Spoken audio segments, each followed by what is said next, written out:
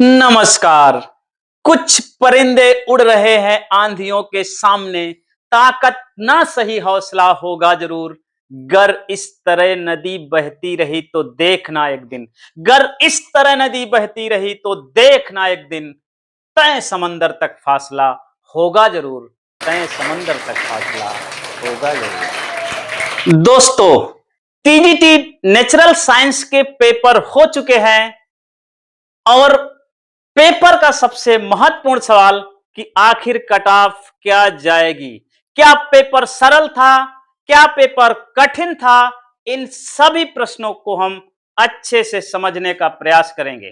दोस्तों, आइए हम जानते हैं प्रीवियस ईयर की क्या कट ऑफ होगी और इस साल क्या कट ऑफ जाने की संभावना है। दोस्तों, वही धावक रेस को जीतता है जो फिनिश लाइन को अंतिम सांस तक पूरा करने का दम रखता है। इसलिए वीडियो के आखिर तक जरूर बने रहें, क्योंकि यह जानकारी आपके सिलेक्शन के लिए बहुत ही महत्वपूर्ण है। पार्ट ए सेक्शन का हम पहले विश्लेषण देखेंगे।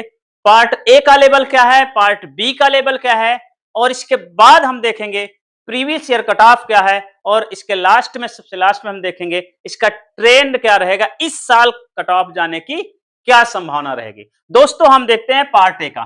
सभी पालियों का लगभग यही ट्रेंड रहा, कुछ में हल्का फुल्का डिफरेंट है, लेकिन हम जो ट्रेंड बता रहे हैं सभी पालियों का एक औसत ट्रेंड रहा, जो इस प्रकार रहा।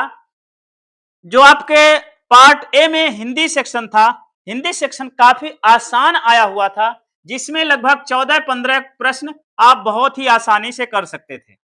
ये 14-15 क्वेश्चन बहुत ही आसान थे और बहुत ही आसानी से आप कर सकते थे। थोड़ा सा और मेहनत करते तो 15, 16, 17, 18 तक भी क्वेश्चन जा सकते थे। दोस्तों, अब हम बात करते हैं इंग्लिश सेक्शन के। इंग्लिश के जो प्रश्न थे, लगभग 10 प्रश्न आसानी से कर सकते थे, 10-12 प्रश्न। और ये प्रश्न जिनका कंप्रहेंशन अच्छा है, जिनका कुछ प्रश्न एंटोनिम्स सिनोनिम्स के कठिन थे और कुछ तो बहुत ही आसान थे, इन प्रश्नों को आप आसानी से हल कर सकते थे। 10 से 12 क्वेश्चन तक आप आसानी से हल कर सकते थे। कुछ मॉडरेट लेवल के क्वेश्चन थे, उनको 2-4 क्वेश्चन आप हल कर लेते तो इंग्लिश का सेक्शन बहुत ही अच्छा होता। दोस्तों, इंग्लिश का सेक्शन भी 8-10 प्रश्न नॉर्मल थे, इजी थे, आप अच्छे से कर सकते थे। मैथ सेक्शन की बात करें, मैथ सेक्शन थोड़ा सा चकमा दे रहा था, थोड़ा सा आपको घुमा रहा था। मैथ सेक्शन की क्या थी, सरल थे प्रश्न, लेकिन इनके कैलकुलेशन में इसमें टाइम लग रहा था। जिसने पहले अच्छे से प्रैक्टिस कर रखा उसका कम टाइम लग रहा था, और जिसने पहले से अच्छे से प्रैक्टिस नहीं किया उसमें यहाँ पे ज्यादा टाइम लग रहा था मैथ सेक्शन में। मैथ सेक्शन 8 से 10 प्रश्न बिल्कुल इजी थे, आसानी से कर सकते थे। इसके ऊपर कुछ मॉडरेट लेवल के प्रश्न थे, इनमें कुल मिला के 10 से 15 प्रश्न तक आप आसानी से जा सकते थे। अब हम देखते हैं रीजनिंग सेक्शन। रीजनिंग सेक्शन में सभी पालियों में रीजनिंग औसत दर्जे की थी, और उसमें आप कम से कम 14-15 क्वेश्चन आप आसानी से कर सकते थे। रीजनिंग क्वेश्चन में 14-15 क्वेश्चन आप आसानी से कर सकते थे। ये इसमें भी यदि आपने और थोड़ा एफर्ट लगाए तो 16-17 क्वेश्चन भी आप आसानी से कर सकते थे।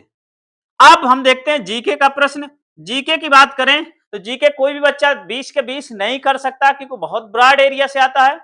इसमें इसमें भी लगभग 8 से 10 प्रश्न आसानी से किए जा सकते थे। जिसने सभी सब्जेक्टों को आसानी से पढ़ा था उसके 8 से 10 प्रश्न आसानी से मिल रहे थे। कुछ थोड़ा सा मॉडरेट लेवल के जो क्वेश्चन थे, 2-4 क्वेश्चन और कर लेते तो 12, 13, 14 क्वेश्चन तक आसानी से पहुंचा जा सकता था। अब हमारे ये 5 सेक्शन हुए, math, Hindi, Hindi, English, math, reasoning और जीके।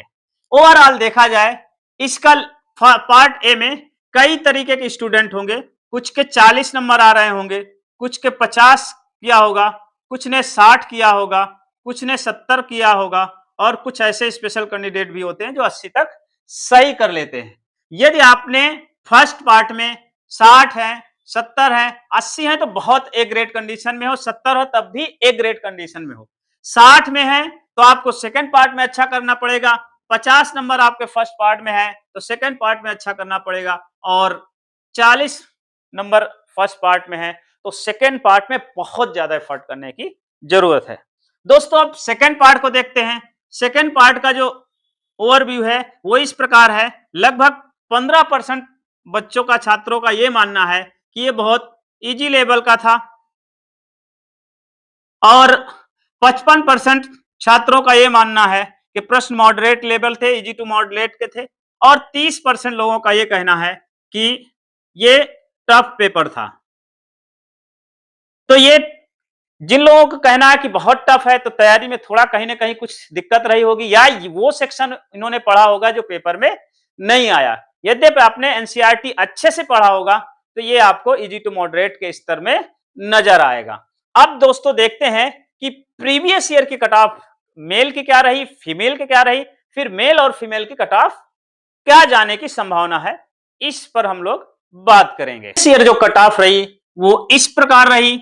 2021-22 का जो 21 में वैकेंसी आई थी, 22 में रिजल्ट आया था, 21 में पेपर हुआ था, तो 21-22 की वैकेंसी की जो कुल पोस्टें थी, यूआर की पोस्टें 482 पोस्ट थी दोस्तों, 482 पोस्ट थी, और 118 कट ऑफ गई थी। ये फाइनल कट ऑफ की बात है, इडोजियर कट ऑफ की नहीं है। फाइनल कट ऑफ 118 गई थी। ओबीसी की जो सीटें थी 242 सीटें थी, जबरदस्त सीटें थी, और इसकी जो कट ऑफ गई थी मात्र 70 नंबर। ये कुछ पॉइंटों में है, इसके आगे मैं जो ऑफिशियल कट ऑफ है वो स्क्रीन पे लगा दूंगा। एससी की 198 पोस्ट थी और उसकी कट ऑफ मात्र 96 गई थी। एसटी की 89 पोस्टें थी और इसकी जो कट ऑफ गई थी वो 80 गई थी। दोस्तों ईडब्ल्यूएस की 21 पोस्ट थी और इसकी जो कट ऑफ गई थी वो गई थी 111 गई थी। अब दोस्तों हम 2025 में संभावित कट ऑफ क्या होगी इसको हम जानने का प्रयास करते हैं। 25 की मेल की कट ऑफ क्या रहने की संभावना है वो इस प्रकार दोस्तों है। चूंकि पिछले वर्ष जो कट ऑफ गई थी 118 गई थी, लेकिन पोस्टें 482 थी, इसलिए इस बार पोस्टें 128 पोस्टें हैं दोस्तों। 128 पोस्टों में जैसे बात मेरिट थोड़ा ऊपर हो जाने की संभावना है। ये लगभग 115 से 130 के बीच रहने वाली है जो यूआर कैटेगरी में है। ओबीसी में पहले 242 पोस्ट थी, 70 मेरिट गई थी, लेकिन इस साल मात्र 30 पोस्टें हैं, इसलिए मेरिट थोड़ा सा ऊपर रहेगी। इसमें 90 से लेकर 110 के बीच मेरिट रहने की संभावना है। दोस्तों एससी की जो कट ऑफ है वो पहले 198 सीटें थी, 96 मेरिट गई थी, लेकिन इस बार मात्र 10 पोस्ट है, इसलिए मेरिट 100 से लेकर 115 के बीच रहने की संभावना है। एसटी की कट ऑफ पिछली बार 80 गई थी, लेकिन 89 पोस्टें थी और इस बार मात्र 8 पोस्टें हैं एसटी की, इसलिए 90 से 100 के बीच इसकी भी मेरिट रहने की संभावना है। ईडब्ल्यूएस के देखा जाए मात्र 7 पोस्टें हैं, इसकी संभावना 115 से 125 के बीच रहने की संभावना है। दोस्तों फिजिकल हैंडीकैप की 80 से लेकर 90 के बीच इसकी भी रहने की संभावना है। ओवरऑल मेल की देखा जाए तो यूं कह सकते हैं कि 100 से लेकर के 130 का संक्रमण जोन है, इसमें कुछ कैटेगरी का नीचे आ सकता है और कुछ का ऊपर 30 तक भी पहुंच सकता है। लेकिन ध्यान रहे जिसका नंबर कम है घबराना नहीं है। कई बार नॉर्मलाइजेशन में भी इतना अंतर आ जाता है कि रॉ मार्क्स का डिफरेंट आ जाता है, किसी में उस कम मार्क्स थे लेकिन उसके कम मार्क्स आ रहे हैं, उसकी पॉली टफ थी तो उस पॉली वालों के मार्क्स बढ़ जाते हैं, और कई बार जिनके सरल प्रश्न आए जिन पालियों में उनके नंबर वहीं पे रह जाते हैं। इसलिए घबराना नहीं है जिनके कम नंबर आए हैं, ईश्वर चाहेगा तो आप सब लोगों के साथ अच्छा ही होगा। अब दोस्तों हम फीमेल की क्या कट ऑफ होगी उसको हम अच्छे से जानने का प्रयास करते हैं। प्रीवियस ईयर की फीमेल की क्या कट ऑफ रही वो इस प्रकार रही। दोस्तों यूआर की 339 पोस्टें थी और 123 कट ऑफ गई थी। ध्यान रखना दोस्तों 123 ई डोजियर की कट ऑफ है कि मुझे फाइनल कट ऑफ नहीं मिल पाई है, तो ई डोजियर की कट ऑफ 123 गई है। और ओबीसी की 96 पोस्ट थी, इसकी 112 गई थी और एससी की 207 पोस्टें थी, इसकी 88 गई थी और एसटी की 146 पोस्टें थी, बहुत पोस्टें थी इसलिए मेरिट कम गई थी, 62 ही गई थी। ईडब्ल्यूएस की 36 पोस्टें पर्याप्त थी इसलिए इनकी मात्र 107 मेरिट गई थी। फिजिकल हैंडीकैप की 38 पोस्टें थी और इसमें 62 और 65 पीएच और ओएच कैटेगरी में गई थी। अब दोस्तों देखते हैं कि 2025 में हमारी सीटें क्या हैं और उसके सापेक्ष हमारी कट ऑफ क्या रहने की संभावना है। जो फीमेल की कट ऑफ रहने वाली है वो इस प्रकार है। 2025 में मात्र 79 सीट है, 79 सीट है और 120 से लेकर के 135 तक कट ऑफ रहने की संभावना है। ओबीसी की मात्र 30 सीटें हैं। पिछले बार की तुलना में देखिए, यहाँ 96 थी, वहां 30 पोस्टें आ गई हैं, इसलिए 110 से 120 के बीच रहने की पूरी संभावना है। एससी की मात्र 16 पोस्ट है, इसलिए 100 से 110 के बीच में एससी की कट ऑफ रहने की संभावना। एसटी की मात्र 35 पोस्ट हैं और इसकी 70 से लेकर के 80 के बीच कट ऑफ रहने की पूरी संभावना। ईडब्ल्यूएस की मात्र 6 पोस्ट हैं, इसलिए इसकी कट ऑफ 115 से 125 के बीच रहने की संभावना है। फिजिकल हैंडीकैप की 65 से लेकर के 70 के बीच कट ऑफ रहने की संभावना है। दोस्तों, ये रहा कट ऑफ से रिलेटेड एक शानदार अनुमान।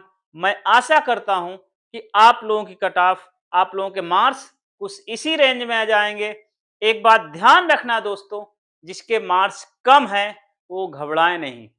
जिंदगी यही खत्म नहीं होती है, अपितु यहां से फिर शुरू होती है। आप सभी से निवेदन है कि आप अपने मार्क्स, एक्चुअल रॉ मार्क्स कितने आ रहे हैं वो जरूर कमेंट करें। आप 2000, 2500, 5000, 10,000 लोग देखते हो, यदि सभी लोग अपने रियलिटी मार्क्स, रियल का मतलब वास्तविक में नहीं बता सकते, लेकिन आपके 110 आ रहे हैं तो नियर अबाउट 110 के लिख दीजिए। आपको 100 आ रहे हैं तो नियर अबाउट 100 लिखिएगा, लेकिन ईमानदारी से लिखिएगा। ऐसा नहीं, कई लोग ऐसे लिख देते हैं कि मेरे 180 मार्क्स आ रहे हैं, अब बेचारा जो 110 जिसका मार्क्स आ रहा है, 120 आ रहा है, उसको सदमा लग जा रहा है। तो गलत मार्क्स नहीं कमेंट करना है, अपने एक्चुअल सही मार्क्स कमेंट करिए। हमने इस वीडियो में उसका भी एनालिसिस लेकर आप तक जरूर आएंगे और यूपीएलटी के लिए विशेष वीडियो लेके आएंगे जिसमें आपके श्योर सिलेक्शन की पूरी रणनीति के साथ कौन कौन सी बुक्स पढ़ना चाहिए और कैसे कैसे आपका रूटीन होना चाहिए, क्या कौन कौन सी गलतियों आपको नहीं करना चाहिए, प्लस जो सिलेक्टेड कैंडिडेट हैं उनके इंटरव्यू के साथ, जो यूपीएलटी के साइंस टीचर हैं उनके इंटरव्यू के साथ हम आपके सामने वीडियो लेके आएंगे, आपके लिए बहुत ही उपयोगी होगा। इसलिए वीडियो को लाइक करें, चैनल को सब्सक्राइब करें और वीडियो देखने के लिए आपको बहुत बहुत धन्यवाद। मिलते हैं नेक्स्ट वीडियो में, तब तक के लिए जय हिंद, जय भारत।